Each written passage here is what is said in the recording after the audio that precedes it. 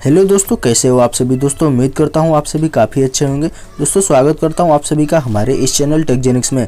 दोस्तों आज का ये वीडियो ट्यूटोरियल आप सभी के लिए बहुत ज़्यादा खास होने वाला है, क्योंकि आज के इस वीडियो में मैं आपको बताऊंगा कि अगर आपके पास कौन सा भी सिम कार्ड है दोस्तों, जियो, एयरटेल, वोडाफोन या फिर आइडिया, दोस्तों आपका इंटरनेट काफ़ी ज़्यादा स्लो चल रहा है, यानी कि आपका नेटवर्क बहुत प्रॉब्लम चल रहा है नेटवर्क का।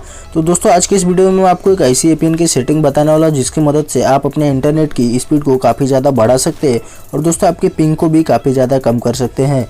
तो दोस्तों उसके लिए करना क्या है, आपको सिंपली पूरा इस वीडियो को शुरू से लेकर लास्ट तक देखना है दोस्तों, क्योंकि मैं आपको इसमें स्टेप बाय स्टेप समझाया हूँ।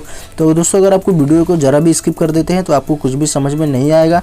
तो दोस्तों प्लीज़ आप इस वीडियो को पूरा शुरू से लेकर लास्ट तक देखते रहिए। और उससे पहले मैं आपको बता दूँ, अगर आपने हमारे चैनल को अभी तक सब्सक्राइब नहीं किया है तो प्लीज़ सब्सक्राइब कर लीजिए और दोस्तों साथ ही साथ वीडियो को एक लाइक भी कर दीजिए।